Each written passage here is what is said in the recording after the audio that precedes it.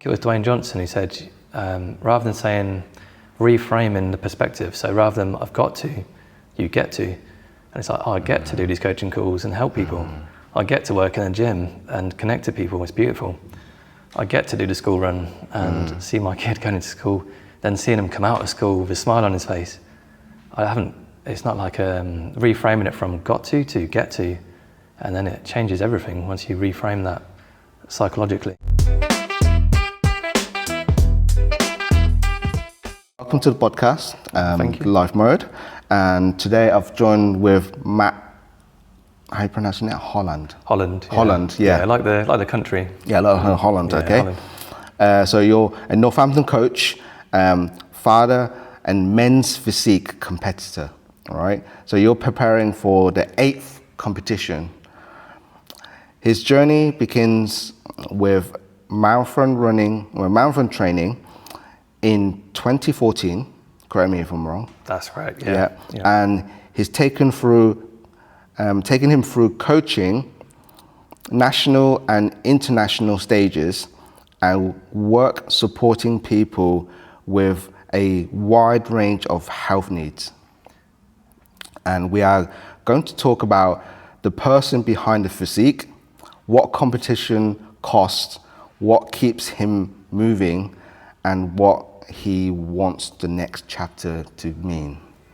So thank you so much for coming to the show. Oh, thank you, sir. That was a nice introduction. Thank you very much. So first things first, what is Matt Holland today? So most importantly, father, dad of 2 kids, my 7-year-old boy, my 4-year-old girl, husband to my wife, Kerry.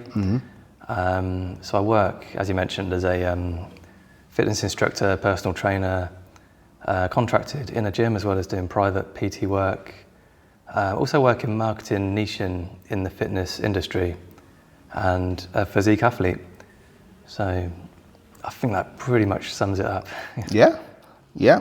So how's the life of being a coach? Yeah, I love it. So yeah, the situation I'm in right now, I can't complain. I love the lifestyle. I love the flexibility, being able to connect to lots of different people and be able to help them. So yeah, it's a great kind of vocation and industry to work in. You get some sort of satisfaction and fulfillment from it? Oh, definitely, yeah. And especially when you see the client's journey and you see the kind of, most importantly, their quality of life improve. So especially like some of the GP referral stuff I do, and it's like they've gone from quite a high BMI and they've improved and lost loads of weight and gained healthy lean mass. It's just very fulfilling and satisfying to see. So what actually matters to you now, like in your personal life or your career-wise and stuff like that? I guess my main sort of priority right now is thinking what I do, how my kids are going to see that, how I influence them. So I just want to be that best like positive inspiration for my kids. And then my son is like at the stage where he copies what I do. So for me, it's like super important to act in a way and do things which he's going to copy one day. It's like a little sponge, he's absorbing everything. So that's like my kind of main priority. Everything I do is thinking about a 7-year-old basically and how he's going to respond to that and be inspired by that. Especially like working in a fitness industry, I think it's quite a fulfilling thing to do and to help people, and hopefully he doesn't have to step in those same footsteps, but it's just nice for him to see and to absorb that. It's got that knowledge and wisdom of guidance from you saying that this is what like the general health, physique and sort of like expectations and stuff like that. Not saying like you have to be like that. It's all like he has that basic understanding of being healthy and stuff like that. Oh, definitely. I'm sure he'll go into his own pathway one day. He might choose different interests to myself. But yeah, I think kids definitely like following our footsteps. And if he sees his parents like exercising, taking care of themselves, acting in a certain way, and that's going to have a massive impact on their own like personalities and everything they do. Conversely, parents that act in different ways, they might be kids are also going to absorb that negativity. So, yeah. So let's go back to 2014, the beginning. Yeah. So marathon training and the decision change. So what started that? It all started actually with parkrun, if you're aware of the parkrun community. Mm-hmm. So it's now, I think it's national or international community of runners. Loads of events, like hundreds of events over the UK and like Europe as well. I think even worldwide. But yeah, me, my brother Dan and my friend Damon, we just decided to try parkrun. Little 5K run, there's no pressure, it's like a nice community. My goal at that point was just to finish it, like just to complete the distance. I had no expectation. So I did parkrun at the Northampton racecourse, and since that first time I did it, I just loved it. Like the community is so supportive and it's really inclusive. Like there's so many different kinds of people, different weights and ages and everything, ethnicities and everything. It's just so like inclusive. So I kind of got hooked on that and carried on doing it every week, become part of that community, did some volunteering as well. That was my gateway for then a 10K, so just to increase the distance, which was then a gateway for a half marathon.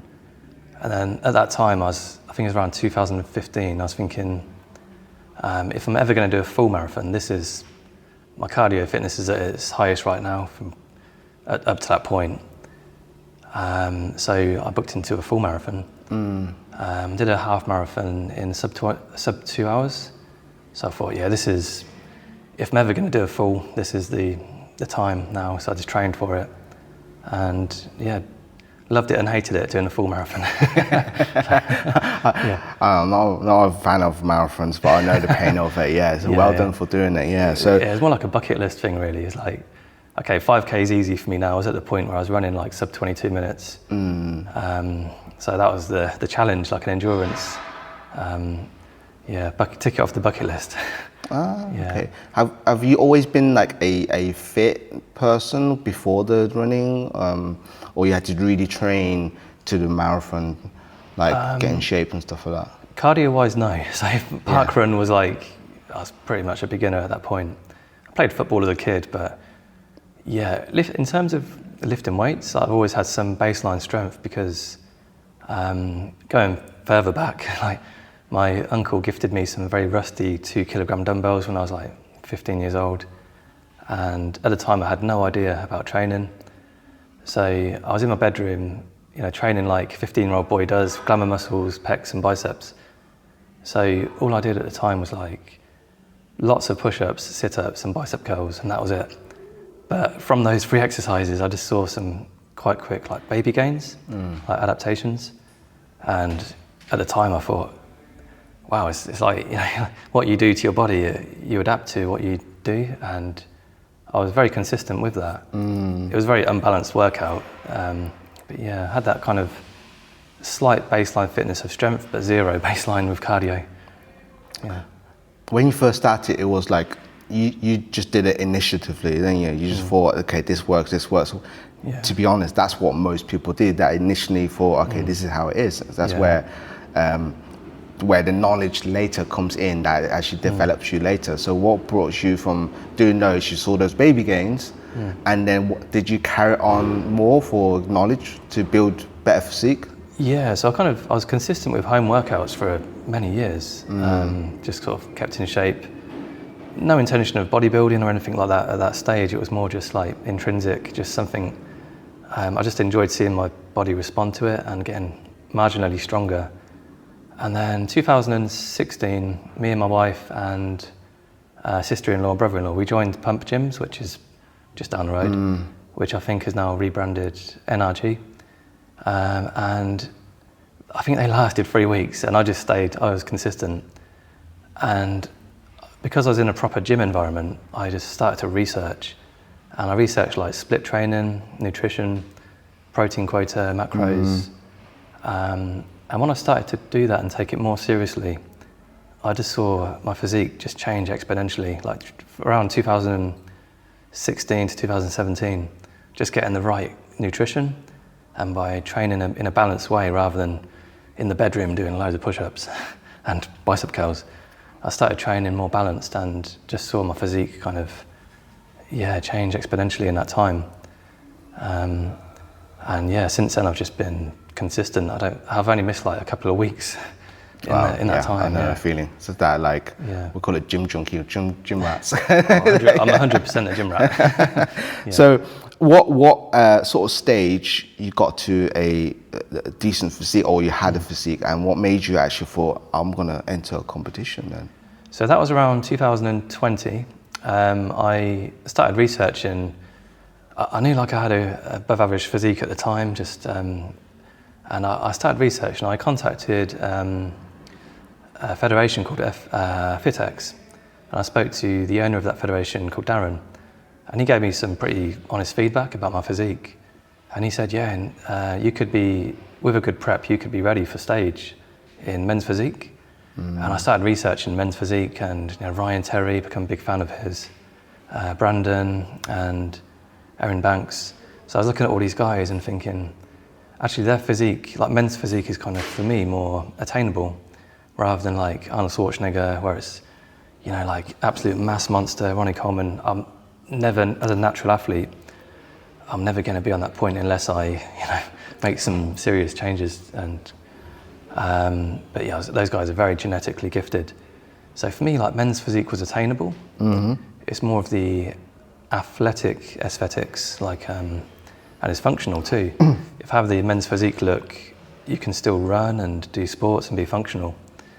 So I thought, men's physique is my thing. I want to train and do that competition. So I spoke to Darren, got some great feedback, some honest feedback, worked on some weak points, and then just booked in my first competition. 2021 at the Deco Theatre, which is fairly local. So there was a convenience factor. It was local, had support from Darren, who was running the federation. I watched Pumping Iron and I felt very inspired. I thought, I'm going to try it at least once, just try it. If I step on stage, that's my measurement of success was not to win, not to place. My measurement of success at the time was just to step on stage and to get the stage photography, have the experience.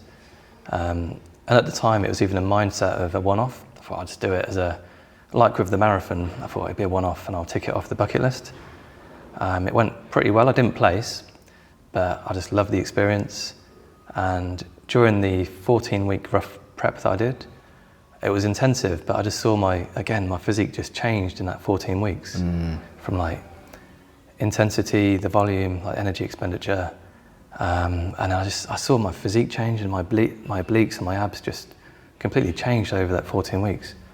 And I kind of loved it. And I thought the next year I'm going to do it again. But so it was going to be a one-off, and it ended up 7 competitions later. I'm still in the game somehow.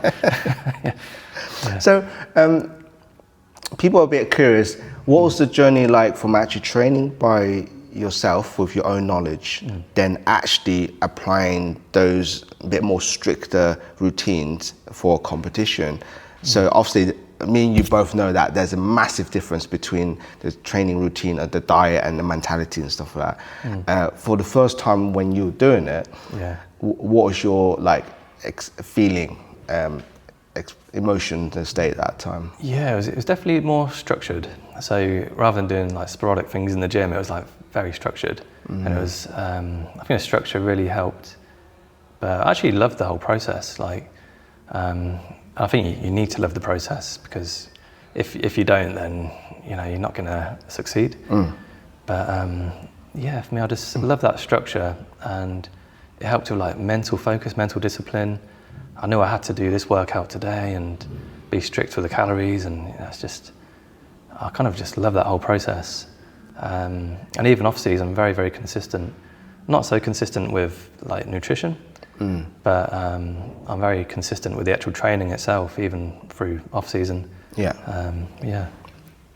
Cool. So you actually generally loved it, and then there's no downtime or like, oh, this is a bit rough, or anything like that? There were hard points, especially towards the end of prep. It's like physically, mentally, you're pushing yourself. And before the show? Yeah, that peak week and the week before, you're feeling hungry. there's a deficit of carbohydrates. You're feeling kind of a bit flat, tired maybe, and that stage there, just before competition, is not sustainable. Whereas what I do in off season, where I still have visible abs at maybe double-digit body fat, I believe that is sustainable. I believe you can have a good physique in off season, but I think there was some pretty tough times just before, like the week or so before competition, and mentally as well. Like sort of pushing through, thinking, 5 days out, then I can carb load and just go on stage and showcase basically. God, I can't imagine it, because I've seen documentaries of other people doing competition, then they crash out after the competition, quite a lot of food documentaries. But which is relatable, because you have to be in deficit for so much dehydration and stuff like that. So I seen like Larry Wheels, I think he did like a reverse transformation. He was on stage and then afterwards just bloomed. It's crazy. I'll go crazy, but So during that time, were you still working at a office job all that time? Yeah, first competition I was full-time digital marketing. So I was working the gym routine. It was like very early mornings, and again, so it doesn't sacrifice any family time as well. I just get it done early. Bodybuilding, even men's physique category, is very self-indulgent. So I didn't want it to affect family or work at all. So I just 6 in the morning, get it done, intensive workout, and then through the day I can just do my nutrition. That's easy. So it didn't affect. It was before the family woke up. It was before work started. I can just make it work. And let me butt into that. So what time did you wake up then? I was doing some 5:30 workouts, and then I did. I like to be in the gym for 6 in the morning. So at the time I was at pump gyms. I'm now at various different gyms, but it's like. So you made use of sleeping early, waking up early, and then hit that while before going to the normal day and jobs like that. Exactly that. It's a shift in the routine, and it's possible. And it's a lot of clients and people say, like, in general, I just don't have time to work out, and I disagree. I think there was a quote from Arnold, and he just said, 24 hours in a day, you work 8 hours, you commute 2 hours, you might have 4 hours family time. That still leaves all these hours. What do you do? Do you watch TV? Do you sit around, or do you choose to invest in your health? And that's like, I think we all have the time. It's just a case of priorities. So just set that early alarm, or choose a time which works for you, and it's possible. My next question is, what made that switch to become a coach? I think for a lot of athletes, it's almost like a natural transition, because you learn the tools yourself, and you get to that point where you kind of want to help other people.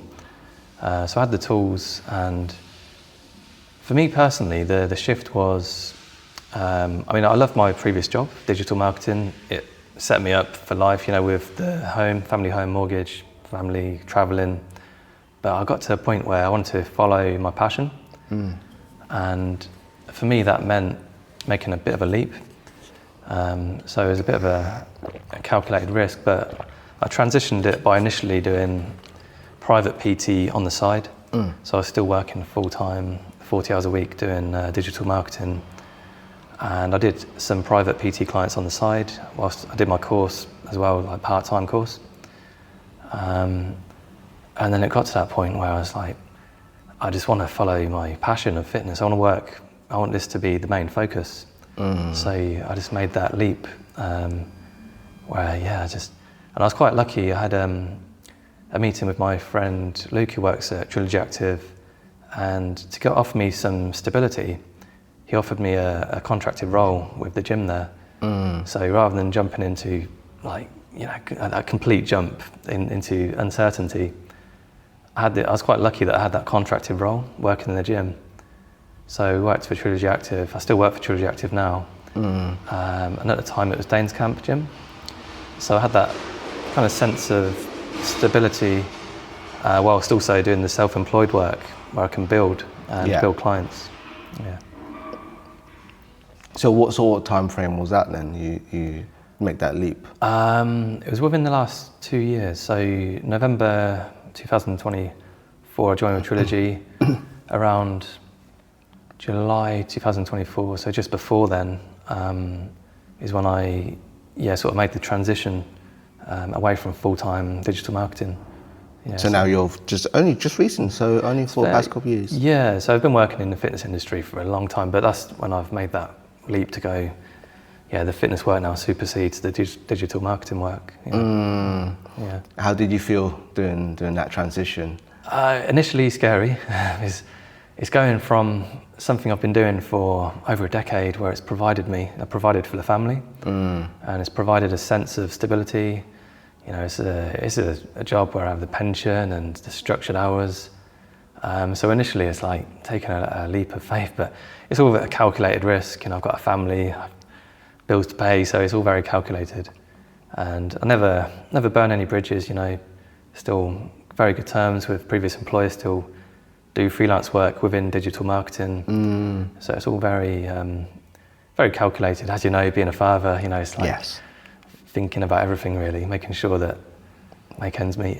And the lifestyle is better now. Yeah, the flexibility of time is much better. So it's really great. It kind of, self-employed, obviously you're your own boss. You can almost pick and choose your clients and timings, obviously working around their routines and things too. But yeah, it's massively helped with family life in recent years, and my own training and flexibility. It's great. I can't complain. I love the current kind of routine and the current mix of so I still do marketing, niche in the fitness. So I love that split of doing marketing and fitness and coaching. It's a very nice split. Yeah. Okay, cool. All right. This is for the viewers actually. If a client comes to you that doesn't know you, or you don't know them, or that individual, how would you normally take that individual to your journey and train them? So we start off with a phone call or a consultation, video call. I'll kind of ascertain their goals and their baseline fitness. And then from there, it's the usual kind of process of the PARQ form, the pre-readiness form to make sure there's no pre-existing injuries, conditions. So that'll be the process roughly as a private PT. And then if it's one of our GP referral, so I'm GP referral instructor too, I get referred clients through Trilogy that have a range of medical conditions. There's a criteria where cholesterol, osteoarthritis, high BMI, hypertension, high blood pressure. So there's a range of different things I can get referred to. And that's a slightly different process where we come in the gym, we have a consultation, take baseline data, and then we design a program for alleviating their symptoms. And that's really great because rather than relying on drugs and medication, a doctor can actually prescribe activity. So they can, it's called the Activity on Referral program. And Trilogy kindly sponsored me to do the course, and I've qualified.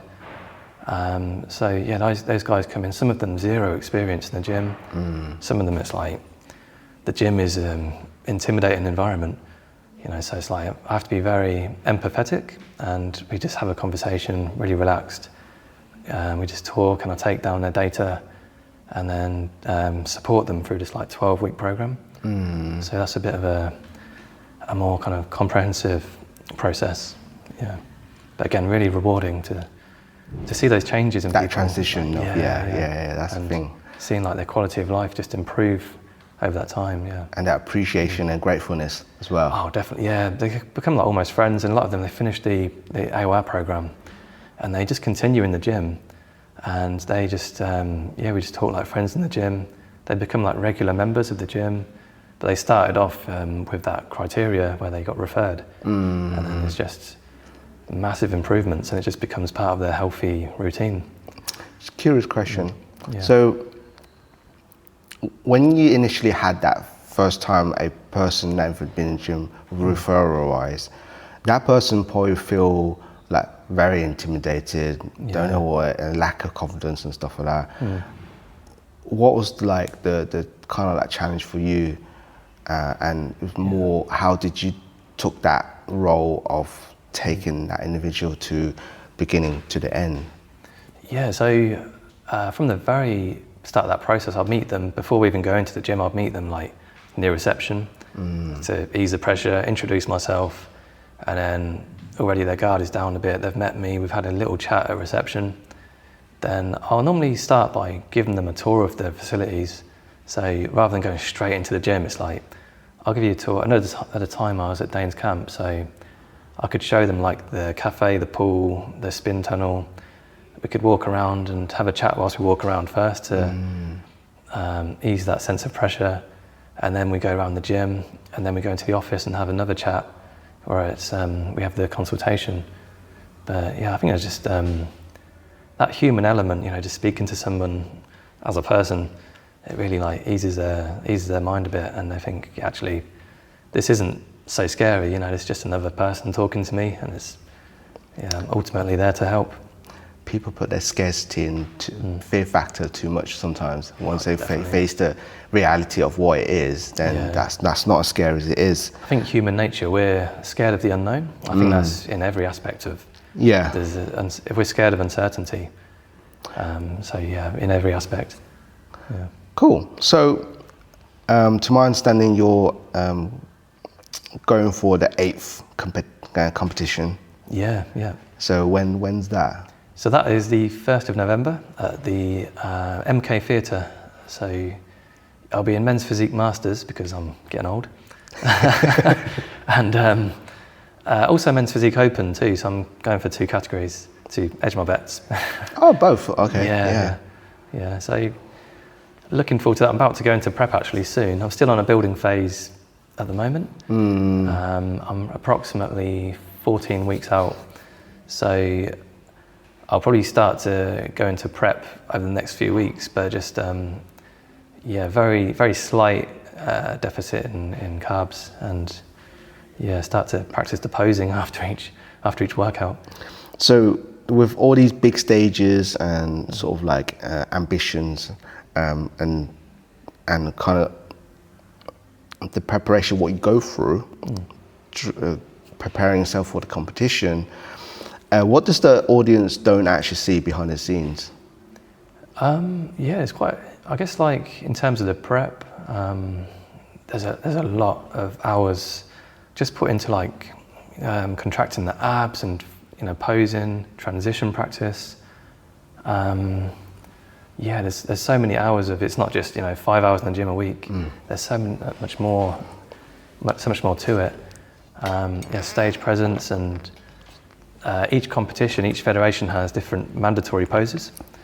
So I actually need to look into this one, but I think it's a T-walk and 8 mandatory poses. So it's quite a bit to kind of practice. And some of them more basic. And actually in America, when I trained when a competition in LA, that was actually more basic. It was like front pose and back pose, and that was it. Really, and then there's a freestyle pose and a pose off, and it's really basic. Whereas, some of them are a bit more comprehensive with different like mandatory poses. So you just said you went to America, did you say, to the competition? So how many times you went to America to the competition? I went to America, so one competition in America. I did one in Spain as well, the Canarian Classic. I did 2022, so still fairly inexperienced at that time, my second competition. I was in America primarily to train at the gyms there, like Gold's Gym, the mecca of bodybuilding, and called Muscle Beach. It's a bucket list gym if you're into bodybuilding. And I went there, I met some of the big guys, had some really good conversations with Ike Katcher, who trains there. There's a guy, Mike Ryan, said hello to him and had a nice chat. That was my aim, is to just train at those legendary gyms where like Arnold Schwarzenegger and Franco Columbu trained back in the golden era of bodybuilding. But I coincided my American visit where it was the 4th of July competition at Muscle Beach. There's a big competition where they had a DJ and singers. There's this amphitheatre at the back of Muscle Beach. There's like several hundred people just sat in the amphitheatre. And I was like, yeah, this is incredible. It's the best venue that I've been to for a competition to date. And yeah, it was such a great experience. To be honest, I wasn't at my best optimal physique. And I actually want to redo the competition at my optimal physique and go in and do it again. But yeah, the experience itself and training in LA and just being in the city was a great experience.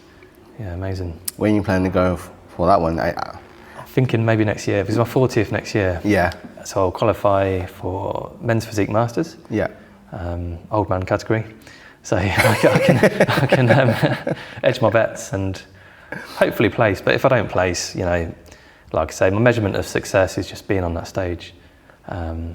If I don't place, if I set my measurement of success to be on the stage, then I've already won psychologically as soon as I step on stage. And I know there's going to be some big guys there was before. But yeah, planning maybe next year, going back and getting in my best physique of my life, men's physique masters in LA. So that's the plan. So, your family of 2 children and a lovely wife that supports your journey and stuff like that. Yeah. Obviously, being a bodybuilder when you're doing preparations and that kind of things, it can be a bit rough mentally and physically sometimes. So how do you go through like down times and good times with your kids? How you manage those roles? Because I thought of trying doing bodybuilding competition, and there's no way I can do it emotionally for myself. So that's just very, very challenging. So how do you manage it? So to be honest, I let my kids see the positive sides, and I want them to see me training. I've got the little home gym set up. It's very basic, but I want them to see that positive aspect, and I don't want them to see me like suffering and to be going through like a kind of mental fatigue. And I want them to see like that positive aspect of fitness. Yeah, so I kind of keep that. Keep the demons to myself. That's the 6 a.m. intensive workout, and if I feel hungry in a prep phase, I kind of keep that. I keep it very internalized, so that they only witness the kind of positivity. Really, I think that's important. I don't want them to associate exercise or lifting weights with any kind of. So there's going to be suffering. You're going to push yourself, but I don't want them to see any kind of like sacrifices. I think the word sacrifice, well, for me sacrifice is subjective. Like, yes, I'm sacrificing certain foods, like maybe fast foods, which actually for me a healthy meal is actually a treat anyway, so that isn't really a sacrifice. It's a subjective thing. Again, sacrificing time watching TV rather than doing cardio or the gym, again, that's subjective. Like, I actually love being in a gym environment, and I've made so many beautiful connections there. So actually I'd rather be out and connect to people and train rather than just watching 60 hours of Netflix or consuming social media, scrolling, because all those memories get transposed. We don't remember like episode 20 of Breaking Bad, but I do remember like some of these amazing connections like with people in the gym and just the journeys that I've been on. So, yeah. So is that the main goal you're trying to teach your kids and present themselves and like educate them? Yeah, I think so. I think if I want them to see exercise as a positive thing, like longevity is the main thing really, and for it to be sustainable. And I want them to see that you can, like from an early age, like you can choose, you can make decisions, and you can make your own pathway. It's like you can do this and you can look a certain way and feel a certain way, or you can go on this pathway, feel amazing, you can look good, and you can have these amazing connections in life. Opens up opportunities. You're going to future-proof yourself with like, your bone density. You're giving yourself a layer of armor with like your muscle maintenance. I think it just helps with on so many levels. So hopefully they'll be inspired and choose that pathway. They don't have to compete, they don't have to do anything, there's no pressure. But hopefully they see the positive side of it and they get into some kind of sport or fitness themselves, or at least take care of themselves. While this on topic, it's not on my questions actually. This is just the one I thought of right now. If your children, what's their name? It's Arthur and Ellie. Arthur and Ellie. Hold on. You don't have to answer this question if you feel a bit. No worries. But it's more like a personal and more message. If Arthur and Ellie going through rough time when they're growing up as an adult, what sort of message would you inspire them or encourage them to go through those tough times? I think you just need to kind of crack on and prioritize your health. And I think put yourself first. Health is wealth, and we're going to go through shit times in life. It's going to happen. It's inevitable. All of us go from the day to day, and then one day something's going to happen. We all go through times like that, and it's going to happen for all of us. It's happened for myself, and I'm sure you've been through times of toughness yourself. Just work on your health and prioritize your health, because then it gives you mental focus. It helps you to cope.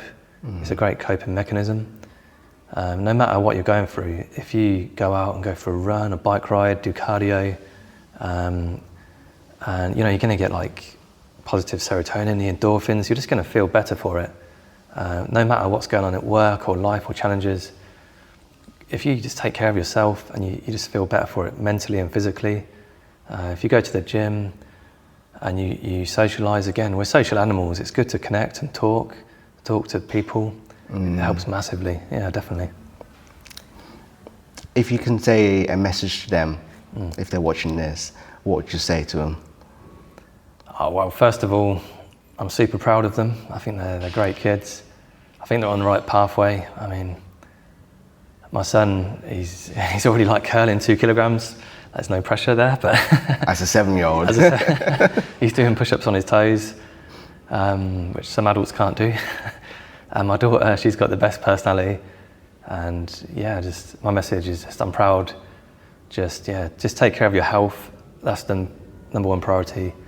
And no matter what you go through in life, health is wealth. That's my main message. Cool. Hopefully they'll see that one then. Sometimes I can see that you got a little bit sentimental when talking about that, didn't you? Yeah, I mean, I could go deeper if you want now. If you want, you can go deeper. My dad died in 2023, so 3 years ago. And at the time, I was just super consistent in the gym, and it helped massively.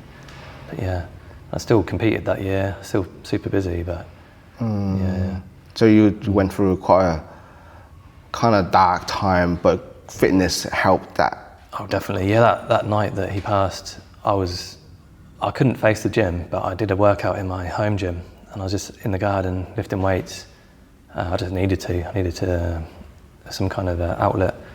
But definitely. I think take care of yourself, and it helps massively, no matter what you're going through. Was his condition was? So he. This is the thing that really shocked us. He kind of died unexpectedly with sudden arrhythmic death syndrome, SADS. Oh. And it's quite rare, but how it's really sad. But how babies can die with SIDS, and it's an adult equivalent. Okay. He just died overnight with no underlying conditions. Maybe he had slight high blood pressure, slight on the high side of the BMI. And I think he was going through some stress because he was facing with retirement, so that's a big change for a man. And he's also dealing with his own mum's probate as well, so there's a lot of compounding stress. And he just had a cardiac arrest overnight, didn't wake up. So I saw him the previous day at Upton Country Park. We had a little chat, it was normal. And then the next day, he's gone. So, And that's why the GP referral program, the IOR program, really resonates with me too. Because hypothetically, it's you could almost save someone's life. If they have certain referral criteria, and then you improve their life and their conditions, you could potentially save them. Hypothetically, could have the AOR program saved my dad's life, maybe, if he was referred. But yeah. Was your dad like active, fit? Not saying he's gonna be super fit. Like he did something that any average Joe out there will say he's normal. Yeah, if you looked at him, you'd be like, yeah, he was 66 years old. He looked like a healthy 66-year-old. And yeah, I think he was very physically strong. He was worked as an engineer, even up to just before retirement. He was an engineer, and he was lifting like 60-kilogram gas canisters. Oh wow! So he was strong, yeah. And like, had to clear out his workshop, which some of the stuff in there is like weighed like big sheets of stainless steel, and like the welding kits and the 60 kg gas canisters. It's like he was lifting these things around and working as a 66-year-old. So physically very strong. I guess cardiorespiratory, you know, he wouldn't have gone out and done like cardio specifically for cardio exercise. Yeah, so that's, I mean, he went out on leisurely walks, but not enough to warrant, you know, going into like an aerobic energy zone. So it's like, it's more like internally, isn't it? Like now, because I think that's the misconception, because people look at the appearance instead of the internal. Yeah, definitely. There's a lot of bodybuilders that have dropped down with cardiac arrest, and again, physically very strong, and physique-wise, you'd think, wow, amazing physiques. Yeah. But then, quite a lot of young famous people like that. What was that guy's name? Was it Seuss? Yeah. There's loads of guys. He was a famous one, but he had a cardiac arrest at in mid-20s. Yeah. So I followed him quite a lot. It's like he was a bit party animal and what everyone likes to do, and but his meal intake was I think that's why I think that's why holistic health is so important. So it's like you can lift weights and you can get adaptations that look great, but if you do zero cardio and you're just eating crap, and it's like internally, you know, your heart and your lungs are not going to be healthy. Actually, this is going to maybe shock you, but I got diagnosed high cholesterol myself. Oh yeah. Yeah. So actually, it was after my dad passed, because it was so sudden, and it was because of the sudden arrhythmic death syndrome. They were like, yeah, you and your brother need to get tested, like DNA tested, and did some like blood tests at the hospital, and all pretty healthy apart from high cholesterol. And I was like really shocked at the time, because at the time I was prepping for competition. I was like close to single-digit body fat. I was very lean, like very lean diet. I was doing loads of cardio. Like I think I was doing like 5 lots of cardio a week minimum. So I was like, wow, I don't fit into that criteria. I don't drink alcohol either, and I don't do any. I don't fit into that criteria of high cholesterol. And I made some changes in my own diet, and I just completely swapped like white pasta, like refined carbohydrates with whole grains. I still have some refined carbs. It's inevitable when you know, but well, it's not inevitable, but it's so I made some changes myself. I got tested 6 months later, and now I'm back in the healthy zone. It's like in the healthy range. So you figured out what was causing the high cholesterol then? Yeah, it's like white bread and white pasta, and like certain other refined carbs. And I only eat whole grain pasta now. And the bread is a bit of a compromise because of the kids. We have 50-50. Yeah. But yeah, just making those little adjustments, and I'm back in the healthy range. But it could be genetic high cholesterol, in which case I'll just have to, unfortunately, keep an eye on that and monitor it over the next few years. Yeah, it's quite interesting because you never knew until you got checked, and then even yourself, you thought, okay, these are generally the healthy area categories and stuff like that. Yeah. But you've been consuming, and the results tested out, oh, these are not so great. But they're good, not saying that they're bad completely. Yeah, exactly. It's just the compound of time consumed. Yeah, exactly. I mean, you can look physically very healthy, but you can have a condition like that. It's the same with the cardiac issues we referenced as well. It's so that's why holistic health and diet is so key, really. Because you've gone through it, now you're aware of it. So yeah, definitely. And like with my dad as well, if it was chronic stress that was the trigger for the cardiac arrest, then obviously stress and stress management is a massive factor as well. So obviously you can like have stress and it could lead to physical conditions as well as mental conditions. So managing stress is a massive eye opener really. And it's like, yeah, again, that's why I really appreciate my current work and life routine. You know, it's like I love it and I have to appreciate it. Yeah, because we all have our own demons, but which one's bigger, which one's smaller? That's the thing, isn't it? Management. So, no, thank you for sharing what you just shared. It. So, last little section, stuff like that. So, what's your purpose now and for the future sense as well? Yeah, so I got some like short-term, medium-term goals, long-term goals as well, sort of work-wise, financially, and everything, and traveling-wise, but. Yeah, I think it's like we're always shifting our goalposts, and it's like we always reach our goals and then we shift our goalposts and we're never fully satisfied. But I really appreciate my current situation, and stepping back now, I can really acknowledge and appreciate where I am. Holistically, like my health, finances, work, family are healthy, I'm satiated with a range of traveling experiences, I'm very lucky. I'd love to be in this position indefinitely. I know that life changes, there's always different chapters. But yeah, I just appreciate where I am, to be honest.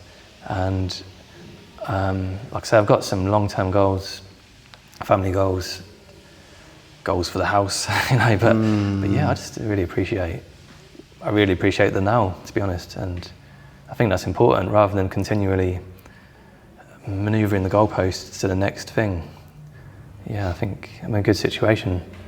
Yeah, that's good. I think that's very rare to have people have contentment of their current situation, because I've lived in it. I'm guessing you used to live it as well. We have a future sense. Okay, I want to be a future of like that. And we kept chasing that goalpost, like you said. Yeah, it's so easy to think of the negative. Like you think, oh, I've got to do 2 school runs, I've got to do 4 coaching calls, and I've got to do all this stuff, clear my inbox, and then I'm doing the late shift in the gym, and I'm thinking, and you could think like negatively, or I love this quote from, I think it was Dwayne Johnson, who said, rather than saying, reframing the perspective, so rather than I've got to, you get to, and it's like, oh, I get to do these coaching calls and help people, I get to work in a gym and connect to people, it's beautiful.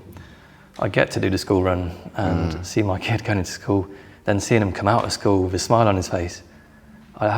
It's not like reframing it from got to get to, and then it changes everything once you reframe that psychologically. Matt, thanks for sharing your stories, sharing my pleasure. All the stuff you recorded here. So yeah, thank you so much, and we will do a lot of collaborations together. That sounds perfect. We need to do a workout at some point together. You're gonna bust my ass with that one. We'll see.